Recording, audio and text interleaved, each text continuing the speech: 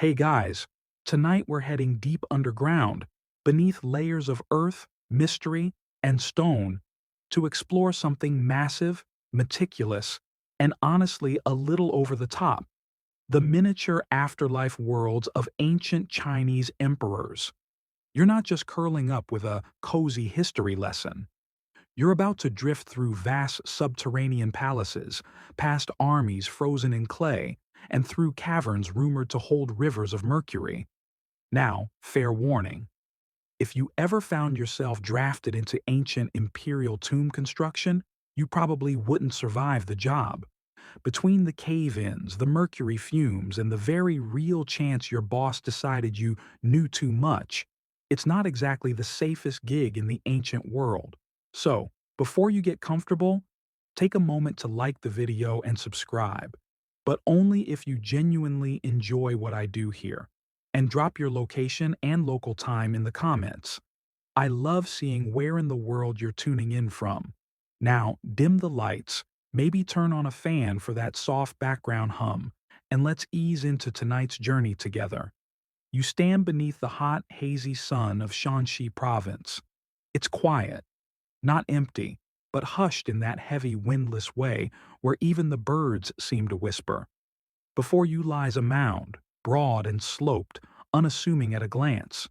No towering pyramid, no crumbling statues, just a gentle hill covered in scrubby grass and neatly spaced trees. You might mistake it for a picnic spot if you didn't know that buried beneath your feet is a literal underground empire. This is the mausoleum of Qin Shi Huang, China's first emperor. Not first emperor like first good king, but literally the man who unified warring states and declared himself the divine ruler of a brand new nation. He had a flair for dramatic statements, and apparently, the afterlife was no exception. You step lightly across a wooden path that winds around the site, already feeling a bit like a trespasser. Somewhere under here is an entire palace complex, complete with banquet halls, stables, storehouses, and sleeping quarters. And somewhere within that, the emperor himself in his final resting pose, still undisturbed more than 2,000 years after he was laid to rest. Historians still argue whether the central tomb chamber has ever been breached. Officially, it remains sealed, unopened, untouched. Not for lack of interest, of course, just that pesky little issue of what's allegedly inside. According to ancient sources, the inner tomb was built to mimic the real world in miniature: mountains sculpted from stone, rivers flowing with mercury, a ceiling painted like the night sky, twinkling with artificial stars. You squint up at the sky now, picturing a whole galaxy hidden in the soil below you. It's the kind of claim that sounds more poetic than plausible, except for the trace mercury levels scientists have actually detected in the surrounding Earth. You walk slowly now, tracing the edges of the complex, careful not to wander too far into restricted areas. All around, the Earth hides secrets, some known, many not. Archaeologists have only excavated a fraction of the greater mausoleum complex, and what they've found already borders on overwhelming. Take a moment to picture it: 38 square miles of underground planning, multiple pits, thousands of figures, elaborate underground corridors, some straight, some curved, some possibly booby-trapped. It's as though someone decided to build an entire city below ground, and then fill it with everyone and everything the emperor might need in the afterlife, including, rumor has it, a few unfortunate souls who helped build it and never left. There's a strange peacefulness to this place. Maybe it's the centuries of silence. Maybe it's the sheer ambition of it all.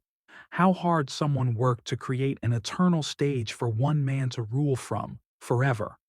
The deeper you go into the idea, the more surreal it becomes. It's not just a tomb, it's a replica of the empire. In clay, in bronze, in mercury and imagination. And of course, this is only what's been officially acknowledged. There are whole wings, whole zones of the burial site still unexplored. One theory suggests there might be miniature farms with ceramic farmers still plowing clay fields. Another posits there are water systems in the tomb to simulate the Yangtze and Yellow Rivers, controlled by an early form of hydraulic engineering. You imagine a tiny water wheel turning in the dark, the sound of a trickle echoing off stone walls no human has heard in 2 millennia. That's the magic and madness of this project. Qin Shi Huang wasn't preparing to die. He was preparing to keep living, just underground. You pause beside a posted placard detailing one of the excavation zones. It's oddly clinical in tone, given what lies beneath. Burial pits filled with bronze birds, acrobats, chariots, and even fully equipped armories. There's a line that notes, almost as a footnote, that the emperor's body may lie beneath an enormous underground dome, the top of which has never been uncovered. Historians still argue whether the dome is natural or engineered. Some claim it's part of a man-made hill, layered and reinforced. Others think it might be a blend of natural geology and artificial enhancement. Either way, no one's dared to crack it open, not yet. The Chinese government has taken a preserve first, dig later approach, fearing irreversible damage from current excavation tools. And maybe there's wisdom in that. Maybe some tombs are meant to rest a little longer. You take one last slow breath of the warm, dry air. Somewhere under you, far below, a world slumbers, a court, a city, an emperor who never intended to leave the stage. And we've only just arrived at the front gate. You follow a shaded gravel path that skirts the burial mound, imagining the soft thump of ceremonial drums that might have once echoed here. Every step you take feels like walking through layers of ambition, each stone whispering a story of control, fear, and the exhausting effort of being remembered forever. Because if anyone was determined to be remembered forever, it was Qin Shi Huang. He wasn't born with that name, of course. Originally, he was Ying Zheng, a prince of the Qin state, one of several warring factions vying for dominance across ancient China during the chaotic late Zhou dynasty. But by the time he was 38, Ying Zheng had conquered the last of his rivals and crowned himself Shi Huangdi, first emperor, not king, not ruler, but emperor. A term he made up, by the way, just rolled it out like a new brand. You reach a quiet overlook where some low stone markers outline the edges of what archaeologists believe was a processional route, one used during the grand funeral rites. Here, the mourners would have gathered, priests would chant, and loyal retainers might have, volunteered to accompany the emperor into the next world. You picture their tight smiles. The not-so-voluntary part hangs in the air like humidity. It wasn't just a fancy send-off. For Qin Shi Huang, death wasn't an end. It was a logistical challenge, a problem to be solved. Because he didn't just want to be remembered, he wanted to not die at all. Historians still argue whether his obsession with immortality was rooted more in philosophical Taoism, political anxiety, or just plain superstition. But there's no question he took it seriously. He funded expeditions to search for the fabled Islands of the Immortals, hidden in the Eastern Sea. He summoned alchemists who promised life-extending elixirs. He reorganized the state bureaucracy so efficiently that even death, in theory, could be micromanaged. Unfortunately, those elixirs? They were laced with mercury, which might explain some of his more erratic decisions later in life. You can't exactly maintain peak strategic brilliance when you're slowly being poisoned by your anti-death medicine. But the obsession ran deeper than medicine. Qin Shi Huang had witnessed firsthand how quickly kings and their legacies vanished. Dynasties crumbled. Names were forgotten. So he took every step to make sure his didn't. Standardized weights and measures? His idea? A unified script? Also him. Even the width of cart axles was regulated so that ruts in the roads matched nationwide. He wanted order, permanence, and his tomb, well, that was going to be the crown jewel of his architectural campaign against impermanence. You drift past a reconstruction map pinned to a nearby display. It outlines the mausoleum complex in layers: the inner tomb chamber, the surrounding city walls, courtyards, subsidiary pits. The whole thing was designed to be a mirror of his living world, down to the last bureaucrat and bean counter.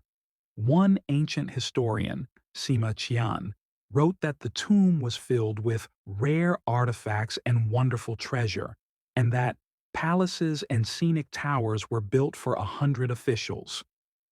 Whether he meant actual buildings or intricate models, the point remains. It wasn't just a place to rest. It was an empire in miniature, a retirement plan for a ghost who didn't plan on fading away.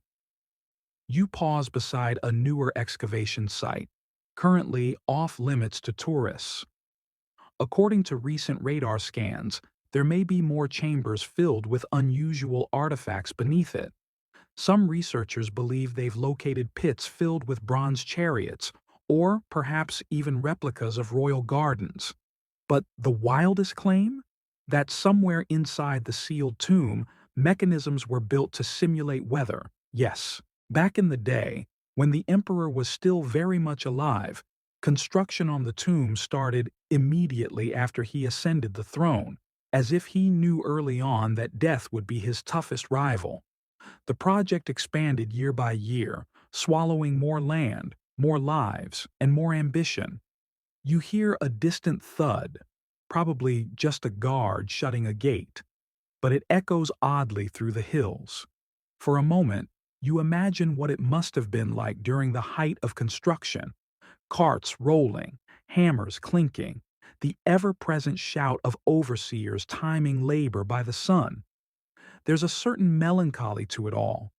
A ruler so consumed by power that he built himself a kingdom underground, guarded by silence, paranoia, and 1,000 statues of men who can't answer back.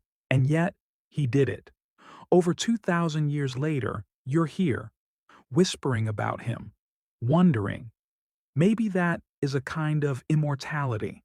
You reach the edge of a fence that marks the sealed central chamber. No one's allowed past. No cameras. No drones.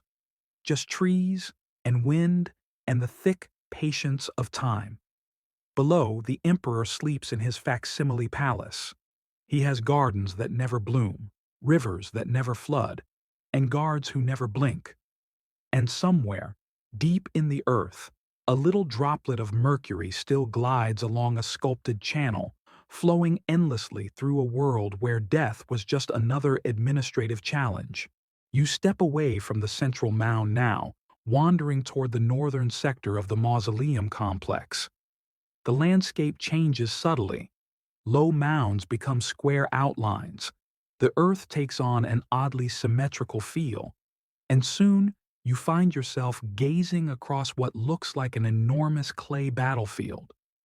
This is where the famous terracotta army stands, regiments of life-size soldiers frozen mid-march for over 2 millennia, not guarding the emperor's living quarters. No, these weren't for display. These were for escorting him through the afterlife. What hits you first isn't their number, it's their individuality. You expected rows of copy-paste statues, but instead, you see 1,000 subtly different faces. Eyebrows slant in different ways. Hairstyles shift from top knots to flowing locks. Some look serene, others vaguely annoyed, like they've been woken from a nap. And some, they have a haunting intensity, eyes narrowed in that "I'll die for the emperor and maybe take you with me" kind of way. You stroll slowly along the perimeter, taking in the formations. Infantry in front, cavalry behind, generals off to the sides with long swords still slung across their hips. Even their horses are detailed, nostrils flared mid-gallop, ears perked like they've just heard a command. Historians still argue whether the army was meant to actually protect the emperor's soul or simply reflect the vastness of his military might. Some suggest the arrangement is symbolic, designed according to ancient cosmology.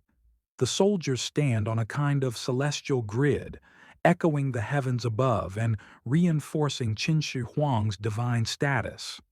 Others think it's more straightforward. The emperor just wanted to make sure he was still in charge, even after death. Either way, it's hard not to be awed. This isn't just sculpture, it's theater. Every figure a prop in a carefully staged eternal performance. You imagine the workers who made them, craftsmen pressing clay molds, carving armor details by hand, painting vibrant colors that have long since faded. A fringe theory even claims the artists used live soldiers as models, capturing their likenesses before consigning them to less glamorous post-sculpting duties. Like, digging the emperor's river systems or retiring permanently to ensure state secrets stayed buried. There's something touching and a little tragic about the idea that the artisans poured such individuality into each statue, only for them to be entombed and forgotten. Even now, thousands remain underground, still unexcavated, their backs pressed into clay, waiting to be rediscovered. You lean close to a kneeling archer, one of the few figures whose pose is so dynamic, it seems almost mid-motion. He's balanced on one knee, eyes scanning a horizon long since collapsed. His tunic flares slightly at the hip, frozen as though caught in a gust of wind that hasn't blown in centuries. Here's your quirky tidbit for the day. Early studies revealed that some of the terracotta warriors once carried actual working crossbows, fitted with bronze triggers and preserved enough that engineers managed to reverse engineer the firing mechanism. For a moment, you picture them springing to life in an Indiana Jones-style defend the tomb scenario. But then you remind yourself, this place is about stillness, not traps, or at least not confirmed traps. Still, let's not forget, some ancient texts do mention automatic crossbows rigged to go off if intruders breach certain chambers. No one's found them, yet. But the warning alone has kept many archaeologists cautious. Digging too deep might not just disturb an emperor, it might trigger an ancient version of a very bad idea. You stop and glance at one soldier whose head seems just a little too large for his body. Someone, 2,200 years ago, must have slapped extra clay on him in a moment of creative liberty, or sleep deprivation. His smirk is lopsided. He looks like he's in on a joke no one else got. Maybe he is. Here's another fun fact. The original warriors were painted in vibrant colors, purples, reds, greens. But the paint began to flake off within minutes of being unearthed, so now most are dull gray. It's as if the air itself rejected the idea of the army coming back to life. Scientists are still trying to develop preservation techniques that will allow future digs to preserve the pigmentation. Until then, most of the army remains buried, not out of mystery, but caution. And then there's the strange, unsolved matter of how exactly these statues were arranged so neatly. Without cranes, without blueprints, and on this scale. Some archaeologists believe they used a giant wooden grid to measure positions, placing each figure within its assigned square. Others suggest it was done entirely by sight and experience, a feat of logistical brilliance that rivals modern military parades. You imagine being one of those workers, trudging down into the pit day after day. The air thick with dust and clay. Supervisors barking instructions, the eerie knowledge that your masterpiece might never be seen by living eyes again. And still, perfection mattered. The bottom of each warrior's shoe is textured. Their belts have buckles. Some even have names inscribed on the soles of their feet. Maybe that was how the craftsmen left their legacy. A little signature on the heel, something only the gods would ever read. You walk a bit farther now, past a section under active restoration. You see limbs, arms, heads, torsos, laid out on foam mats like some surreal jigsaw puzzle. Specialists in lab coats hover with tiny brushes, assembling soldiers bit by bit like they're reconstructing a memory. There's a strange peace to it. These figures don't move, but they don't feel lifeless either. More like they're paused, waiting. And somewhere, beyond this endless battalion, the emperor lies in his subterranean palace, confident that his soldiers stand ready, patient, eternal. You keep walking, flanked on all sides by a silent army that's not quite asleep, but not quite awake either. And maybe that's the perfect metaphor for legacy. Not what you were in life, but what stays standing when everything else has crumbled. You drift away from the terracotta army, the silence trailing behind you like a cape. But don't worry, you're still in the neighborhood of the dead, just a bit farther west now, where things start to feel a little less martial and a lot more administrative. Yes, even emperors needed paperwork in the afterlife. What you're approaching now is one of the lesser-known wonders of the mausoleum complex, the subterranean government district. You heard that right. Bureaucrats. In clay. It's believed that Qin Shi Huang didn't just want soldiers and entertainers buried with him. He also commissioned statues of clerks, scribes, and officials. A full-fledged ghost bureaucracy. Because what's the point of being emperor forever if you don't have someone around to file your taxes or send passive-aggressive memos to your afterlife generals? You reach an excavation area where fragments of seated figures have been unearthed. They're different from the warriors, less imposing, more tired. One scholar once described them as having the shoulders of men who have read too many scrolls. You can imagine it. A clay accountant buried with his abacus, ready to calculate celestial grain quotas for eternity. Historians still argue whether these bureaucrats were modeled on real palace officials or idealized figures meant to represent order and structure. Some believe they were arranged in rooms that mimicked real departments: finance, justice, agriculture. Others think they were tucked away in smaller pits, out of sight, but not out of mind. Even in death, paperwork doesn't stop. Here's the quirky bit. One of the unearthed pits contains clay birds in cages, not phoenixes, not dragons, just birds. Songbirds, actually. And these weren't symbols. They were part of the emperor's artificial pleasure gardens, tiny model aviaries. Because why not? If you're building your own afterlife ecosystem, throw in some ambient chirping.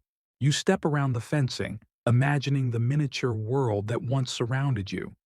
There would have been model trees made of bronze, sculpted pavilions, tiny replicas of royal carriages, and even underground roads for clay couriers to run messages.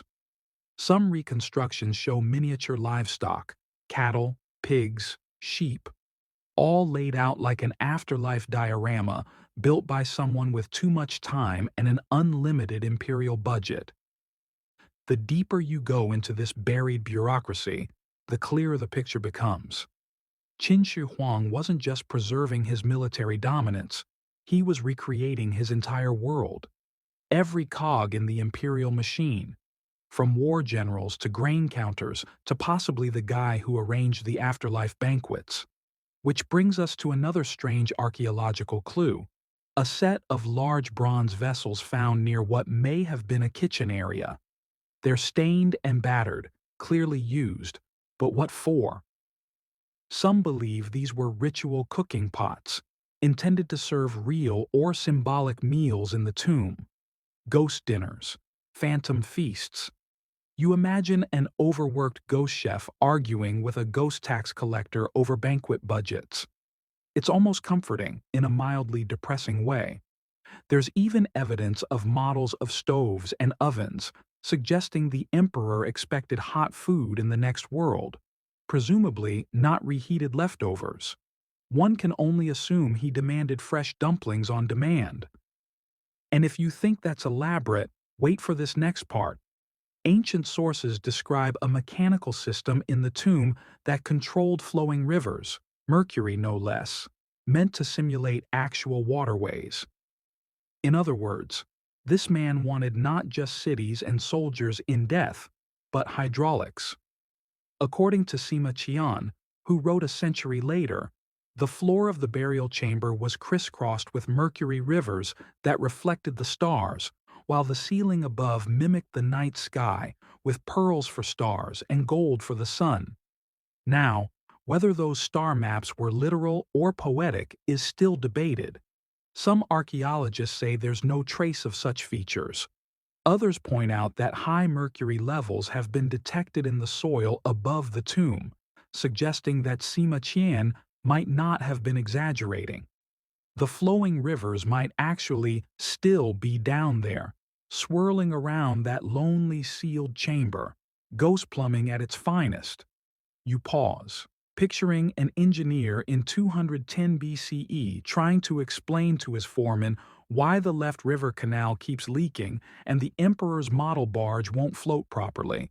Sir, it's the mercury again. You can almost hear the sigh. Even more curious is the fact that many of these systems, mechanical, artistic, architectural, seem to have been designed with no audience in mind. The tomb was sealed, permanently, which means all of this effort wasn't for the living, it wasn't for you, or the historians, or the nosy archaeologists with their satellite scans and polite brushes. It was for the emperor alone. He wanted a world where he could keep being emperor, not remembered as one. Be one. Forever. In silence. In darkness. With a to-do list and a staff meeting every Tuesday in the Hall of Eternal Strategy. And while some of this might sound ridiculous, an underground bureaucracy, working stoves, mechanical rivers, it's also strangely human. Who among us hasn't wanted to take a bit of their routine with them into the unknown? Qin Shi Huang just had the wealth and manpower to make it happen, to leave nothing to chance, to construct a kind of clay insurance policy against the chaos of death. Even now, as you circle a partially reconstructed official figure, his hands forever posed mid-scroll, you wonder what they wrote. Was it a tally of supplies? A blessing for prosperity? Or just a polite reminder that someone still needed to sweep the mercury canals? The sun begins to lower behind the hills.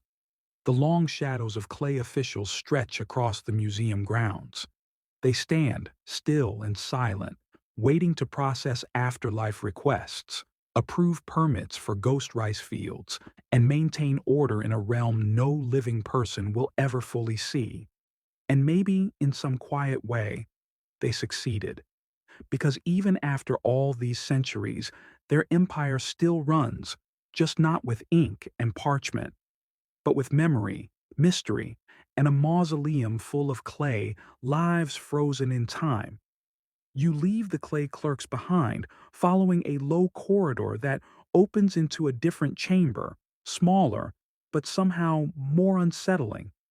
The air seems heavier here, though, of course, that might just be your imagination. After all, what you're about to encounter are the silent witnesses of a far darker chapter in Qin Shi Huang's afterlife preparations, the living who did not survive the emperor's death. This section of the mausoleum, rarely discussed in tourist brochures, was once populated not by statues, but by people. According to ancient sources, when Qin Shi Huang died, hundreds, possibly thousands of his concubines, court servants, and workers were sealed into the tomb with him, alive. And yes, you probably wouldn't survive this part either. The justification? The emperor needed their services in the next world. Why wait for reincarnation when you can fast-track your staff via voluntary or, let's be honest, involuntary retirement. Now, historians still argue whether these accounts are exaggerated propaganda from later dynasties who really wanted the Qin to look bad. Some scholars point out that there's little direct archaeological evidence of mass burials of the living. Others suggest the grave shafts surrounding the tomb, some containing jumbled skeletons, might support the theory after all. You pause near one such shaft, now carefully roped off, but still open to the elements. Inside, bones lie in tangles, long stripped of flesh and ritual. There are no neat arrangements here, no clay soldiers, no symmetry, just chaos, as if the living were dumped in haste, or worse, trapped when the air ran out. One theory suggests the tomb was sealed all at once, with internal chambers collapsing like a booby-trapped puzzle box, locking everyone inside permanently. Another claims that workers were executed one by one after finishing their section, a grim form of quality control.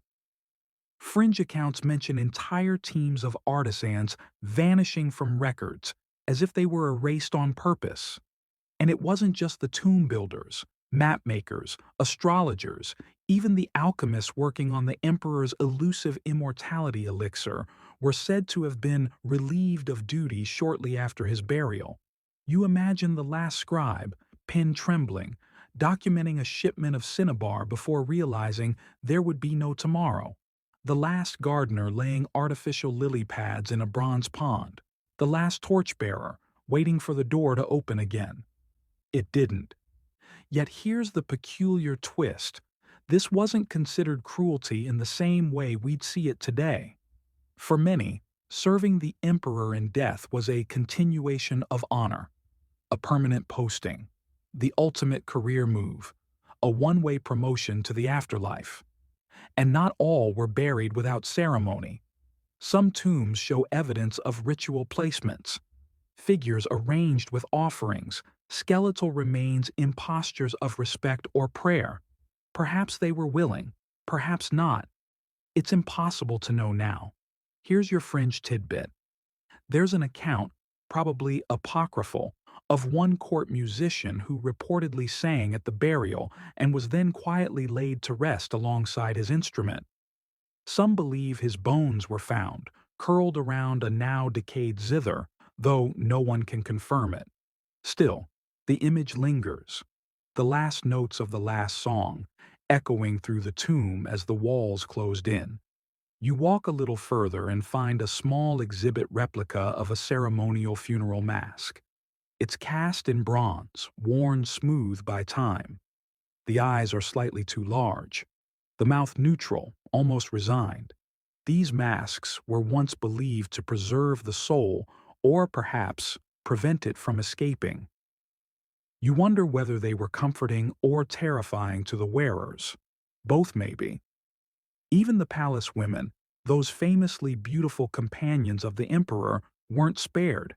Sima Qian's Records of the Grand Historian claims that after Qin Shi Huang's burial, the many concubines who had not borne children were sacrificed so they might join him in the afterlife. That little parenthetical, had not borne children, feels particularly cold, doesn't it? As if motherhood alone could have bought them a second chance at life. Yet despite these grim details, what you feel in this place isn't horror. It's quiet, the kind of silence that drapes everything in stillness, where even your footsteps feel too loud. Whatever happened here, it's long finished, and whatever lingered has long since drifted away. Some visitors report a deep sadness in this part of the complex. Not fear, just the melancholy weight of devotion carried too far. You wonder if the emperor, in those final moments before death, knew what he was asking of his people, or if he simply assumed the world would keep turning around him, just as it always had. You linger near a shadowy alcove where the walls are still painted with faint red lines, possibly traces of cinnabar, the mercury-based pigment once thought to preserve the soul. Maybe this was where the palace women stood, waiting for their fate.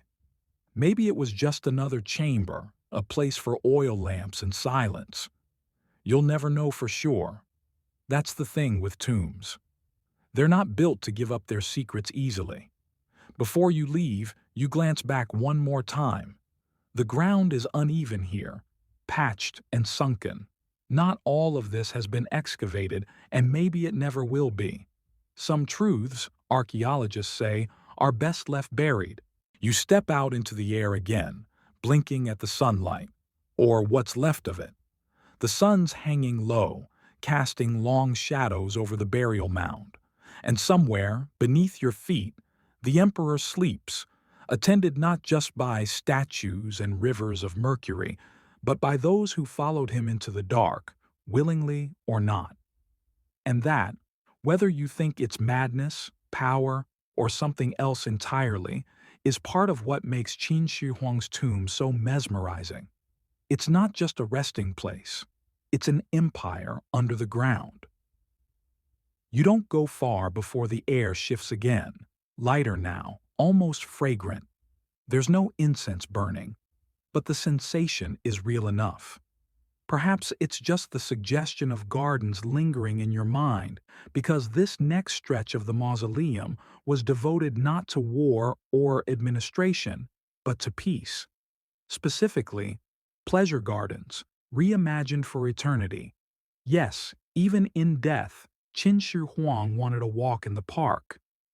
According to archaeological studies, parts of the tomb complex contain recreations of imperial gardens, complete with bronze trees, stylized animals, and water features.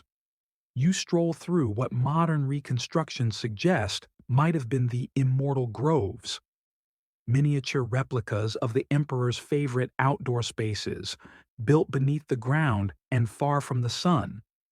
Imagine it, a low stone path winding through an artificial landscape where trees are hammered from bronze, their branches draped in silk leaves. Models of cranes stand frozen at the edges of non-existent ponds. A clay gardener kneels in mid-prune, his hand eternally poised near a shrub that will never grow. It sounds whimsical, almost soothing. But let's not forget, this wasn't a public park. This was a set for one man's afterlife, designed with as much calculation as comfort. Historians still argue whether these gardens served a spiritual function or were merely symbolic, meant to reflect the emperor's taste for order and beauty. Some believe they echoed sacred Taoist landscapes, miniature versions of the mystical isles of the immortals, mythic places where peaches of eternal youth grew, tended by divine gardeners with talking deer and bottomless wine vessels. Others argue the gardens were meant to tempt immortality. If the emperor couldn't reach the divine islands in life, he would have his artisans build one for him in death. A loophole, if you will, a horticultural cheat code. And here's your fringe tidbit. One pit reportedly contained not just birds and trees, but a bronze replica of a musical fountain. Yes, really. Some scholars believe it may have emitted water through pressure mechanisms, an ancient Chinese water organ of sorts. The idea of posthumous elevator music might feel a bit extra, but for a man who tried to conquer death, it tracks. You move slowly along the gravel paths, imaginary, of course, but your mind fills them in. You pass a bronze deer grazing forever beside a painted bush. The colors are faded now, but researchers have chemically identified traces of green and blue pigments on these sculptures. Once, the garden might have shimmered with metallic hues, eerie and perfect under the torchlight. As you go deeper into the grove, the details get stranger. One recent discovery unearthed a model pavilion with stone seats and a miniature tea set carved from jade. Was it ritual? A meditation spot? Or just the emperor's idea of afternoon leisure, neatly preserved for eternity? You wouldn't be surprised if the next chamber had a model hot spring, and indeed, Some records suggest that the garden spaces in the tomb mirrored actual features of the royal palace, including fake streams that may have been intended to carry flowing mercury, much like the central burial chamber's so-called rivers. The emperor, it seems, liked his water features to shimmer, never mind the toxicity. There's also a peculiar kind of intimacy to these artificial gardens. Unlike the military pits or official zones, this section feels personal, almost gentle. Here, the emperor could walk alone in the shade, admire a fake lotus, and listen to the imaginary chirps of bronze birds.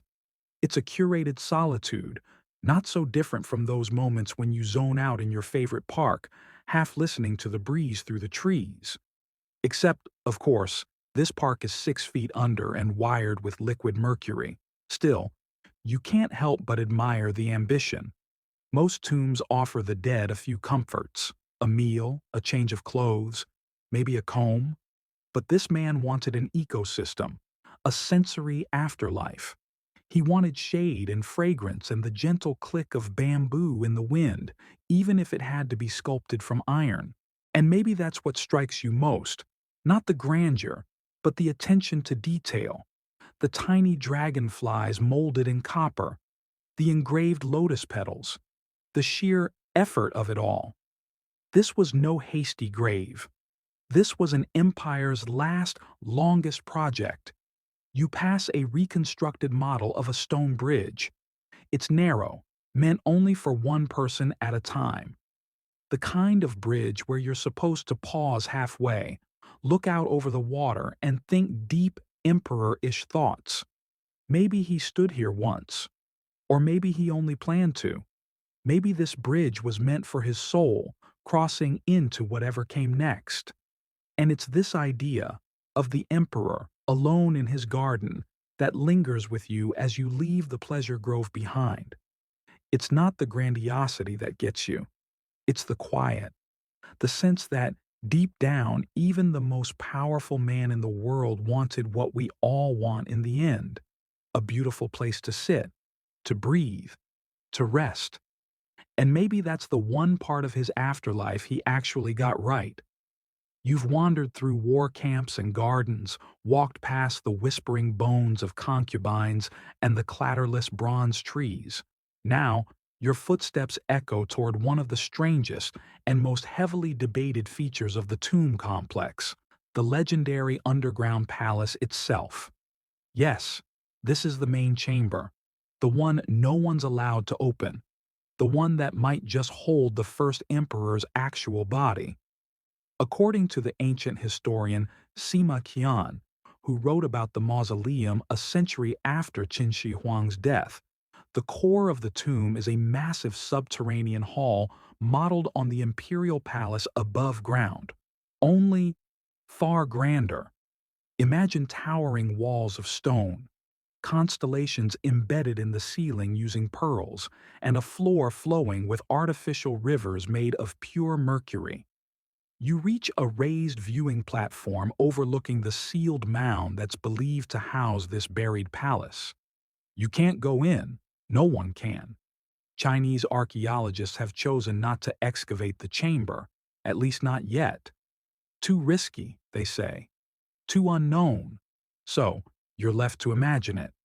You descend in your mind, one gentle step at a time, into this underground sanctuary, down past chambers already explored, past the terracotta guardians, until finally you're in a space that hasn't seen light in over 2,000 years. Here, the emperor lies in a replica of his throne room, with celestial lights twinkling above him, pearls coated with luminescent oils, reflecting torchlight like a night sky frozen in time. It sounds like fantasy, but there's supporting evidence. High mercury levels in the soil above the chamber. Not a little mercury, a lot. Enough to make modern researchers raise their eyebrows, double-check their meters, and agree, somewhat nervously, that yes, something peculiar lies beneath. Historians still argue whether this was symbolic, a metaphorical river, or if the emperor was literally floating in a metal sea. Some posit that underground mercury was used to deter tomb robbers, a kind of deadly moat. Others think it was part of Taoist ritual, meant to simulate the mythical rivers separating the world of the living from the isles of the immortals. Either way, you wouldn't want to go for a swim. Here's your fringe tidbit. There's a rare claim that the central tomb also contains miniature mechanical traps, crossbows rigged to fire at intruders, pressure-sensitive floors, and even mercury vapor systems designed to poison air. Like an ancient James Bond villain's lair, only with more calligraphy. There's no proof yet, but no one's eager to test it. Some archaeologists believe the sealed tomb could also house vast libraries, records of the emperor's reign, banned books thought to be destroyed in the infamous Burning of the Books campaign. Others think there might be automatons, like the ones described in Han texts, wooden men that could move or speak, powered by pulleys and counterweights. You stand above it all, the burial mound rising in silence, its smooth slopes untouched since the Han dynasty. Somewhere down there, beneath meters of stone and soil, lies a puzzle box the world isn't ready to open, and still, the temptation lingers. You remember that one archaeologist called it the last unopened pyramid. And like the pyramids, it's wrapped in myth. Some say the emperor was buried in a black jade coffin, placed atop a floating bronze platform suspended by magnets. Others insist his body has been perfectly preserved thanks to mercury's antimicrobial properties. And a few fringe theorists whisper that the chamber has been opened, quietly, secretly, and that what lies inside was too shocking to reveal. You won't find those stories in academic journals, but they're out there. For now, the Chinese government's stance remains. Let it rest. The technology isn't ready. The site is too fragile. And to be fair, they're not wrong.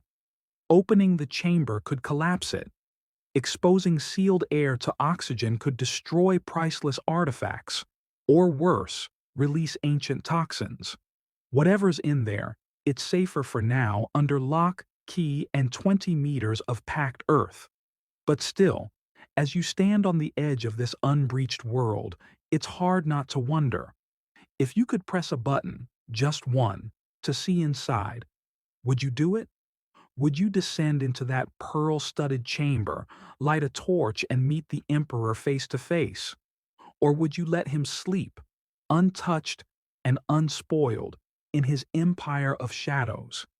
You can almost hear him, can't you? Not speaking, exactly, but waiting. A presence behind a curtain.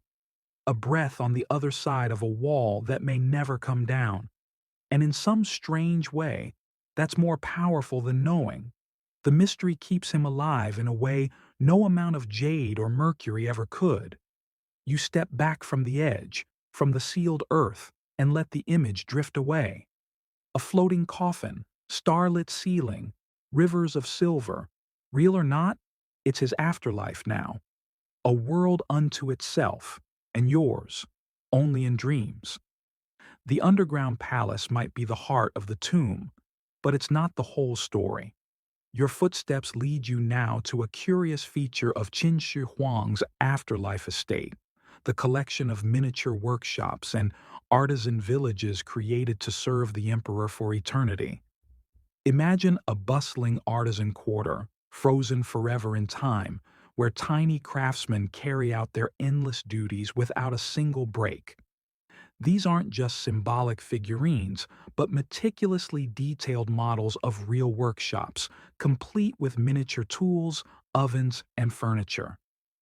Archaeologists have uncovered pits filled with these tiny workshops, potters, blacksmiths, weavers, and jewelers all immortalized in terracotta.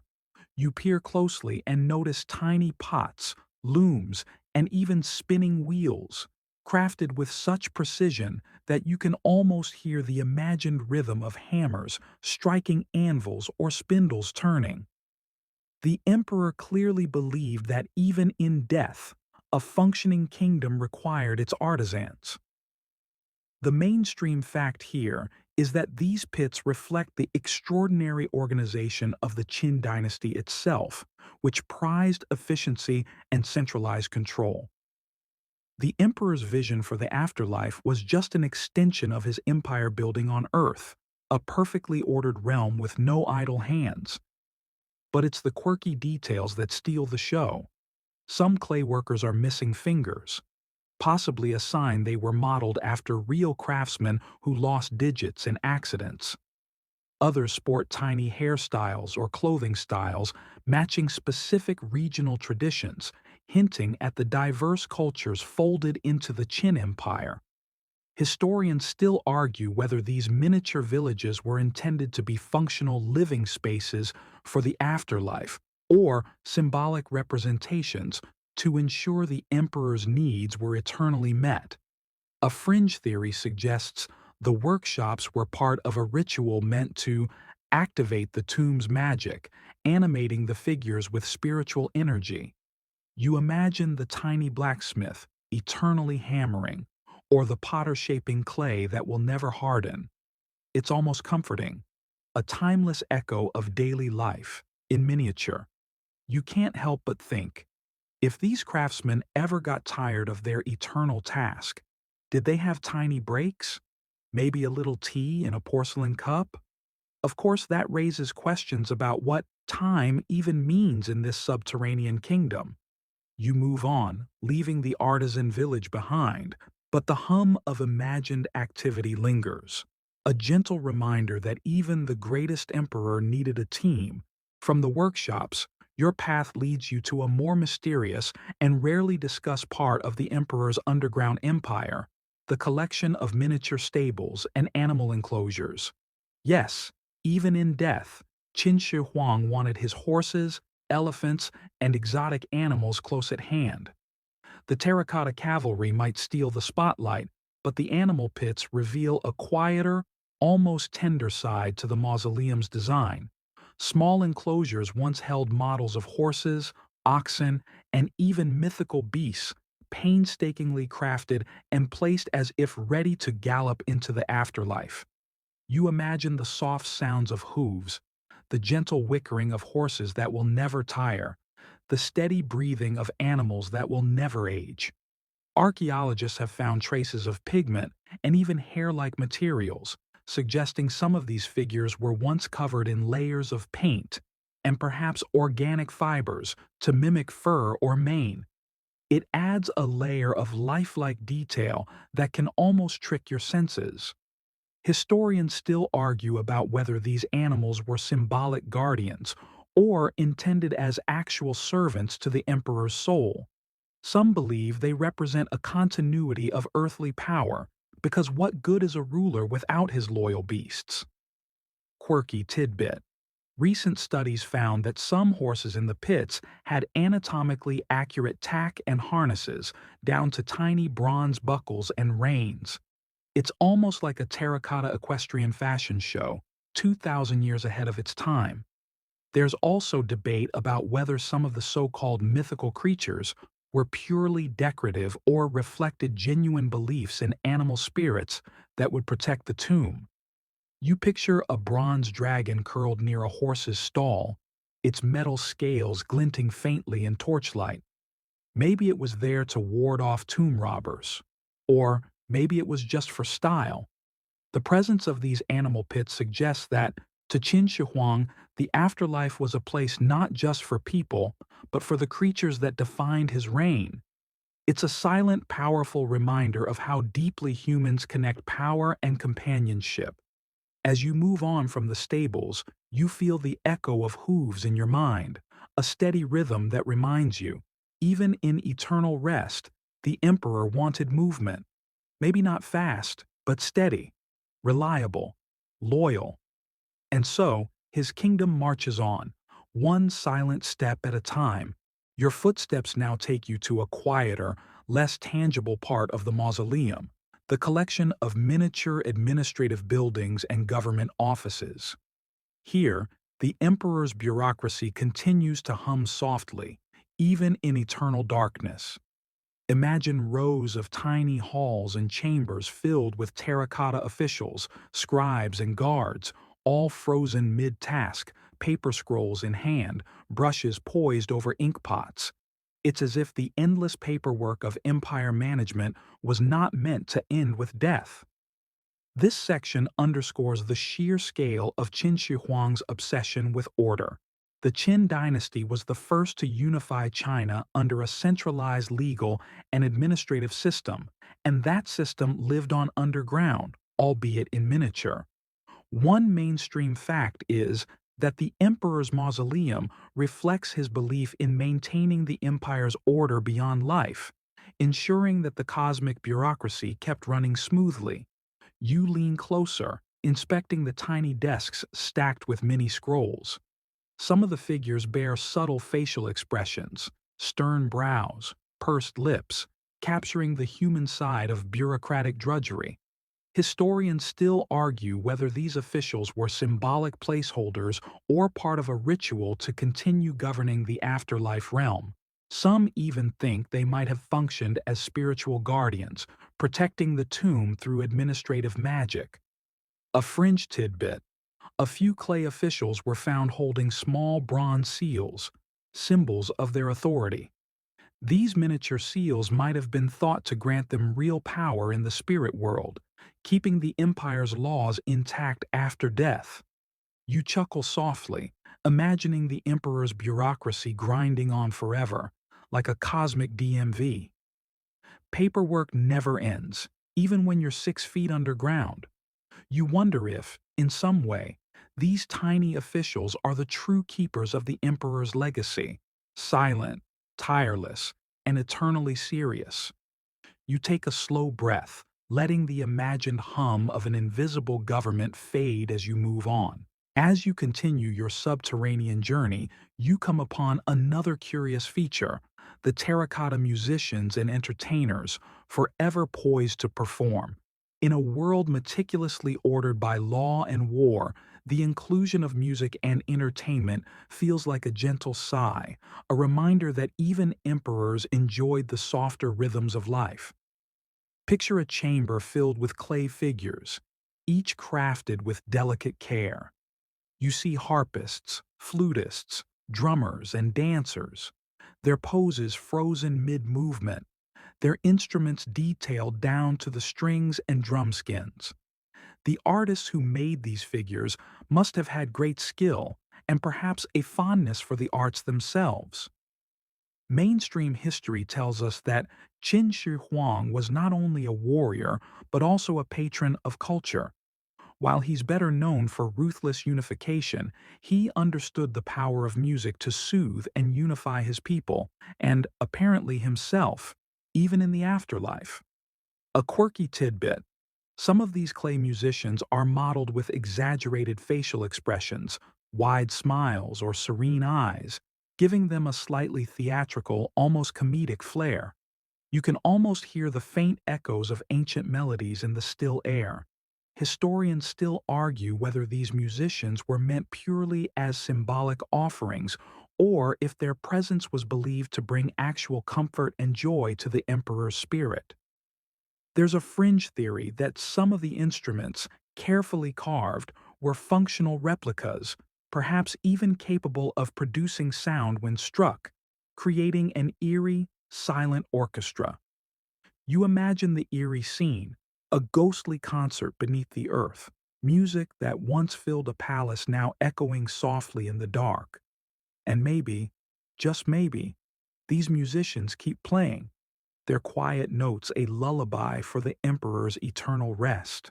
You smile to yourself, thinking that even the mightiest ruler needs a good tune to drift off. You step further into the buried world, moving past soldiers and artisans to find something less tangible but no less significant: the elaborate burial rituals and ceremonies designed to honor the emperor in perpetuity.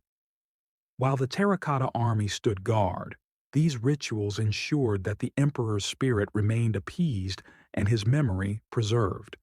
You can almost feel the weight of incense smoke swirling through these imagined subterranean halls, the soft clinking of ritual vessels, and the murmur of prayers. A widely accepted fact is that Qin Shi Huang's burial reflected both his political power and his spiritual concerns. Ancient Chinese beliefs held that proper funerary rites were essential for a peaceful afterlife and for maintaining cosmic balance. Quirky, though, is the detail that some pits contain tiny bronze bells and ceramic vessels believed to have been used in funerary music and offerings, preserved in perfect miniature. Historians still argue how much of these rituals were practical versus symbolic.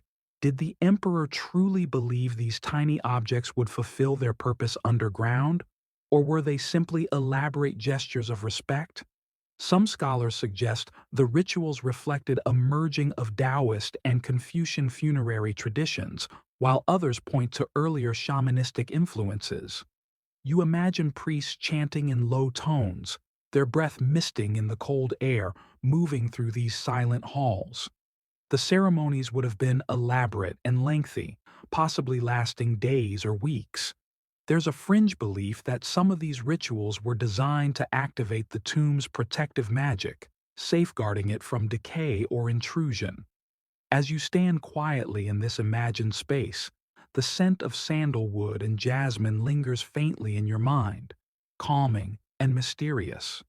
It's a reminder that beyond all the grandeur, all the miniatures and mercury rivers, the heart of the tomb is respect, a profound desire to honor, protect, and remember. You take a deep breath and feel the quiet solemnity settle around you like a soft blanket. You move next toward the peculiar feature of the mausoleum that has puzzled scholars and visitors alike: the network of underground waterways and channels said to replicate rivers and seas of the empire. According to ancient texts, the tomb contains a scaled-down world, complete with rivers flowing with mercury and pools representing great lakes. You imagine the soft trickle of water and the cool dampness in these subterranean halls, a perfect microcosm of the Qin Empire's vast geography. The historical fact is that mercury was known to be a component of this underground map, serving as both decoration and preservation agent. Tests conducted near the tomb have revealed unusually high levels of mercury vapor, hinting at its significant role. The quirky aspect here is that this mercury was not just poured randomly, but arranged meticulously to simulate the rivers and seas known to the emperor, making his tomb a kind of fluid map, an eternal landscape in metal. Historians still argue whether the mercury rivers were meant primarily for ritual purposes, as a deterrent for tomb robbers, or a Taoist attempt at achieving immortality by creating a symbolic, perfect natural world underground. Some fringe theories suggest the waterways were engineered to be functional, possibly with mechanisms to circulate mercury, though no evidence has confirmed this.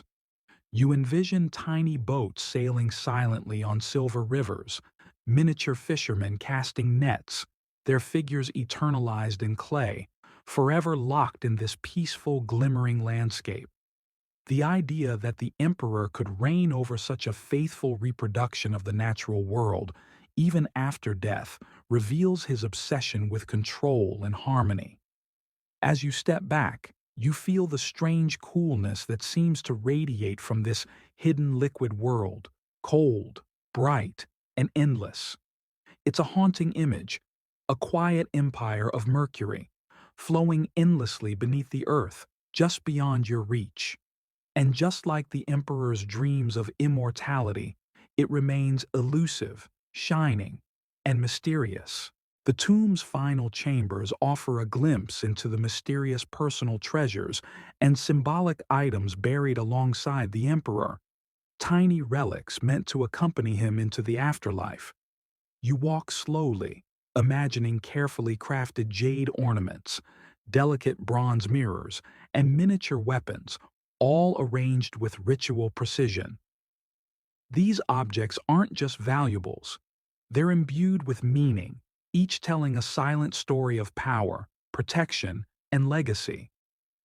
The well-known fact is that jade, prized for its durability and symbolic purity, was often included in burials to guard the spirit and prevent decay. Qin Shi Huang's tomb likely contained numerous jade items, reflecting his desire for eternal preservation. A quirky detail, some jade pieces are carved with tiny inscriptions and symbols that seem to be charms against evil spirits or misfortune. These delicate carvings are like secret messages intended only for the afterlife. Historians still debate how many of these treasures were meant for practical use in the next world, and how many were symbolic tokens of the emperor's earthly status. Fringe scholars propose that some of the miniatures served as spiritual keys, opening portals or granting the emperor special powers beyond death. You imagine the emperor reclining among these precious objects, wrapped in a silent aura of mystery and majesty. Even the smallest jade pendant carries weight here, a reminder that in this tomb, every detail mattered deeply. You can almost feel the cold smoothness of the stones and the faint metallic tang of bronze in the air. The treasures are silent witnesses to a life defined by ambition, control, and a relentless pursuit of immortality.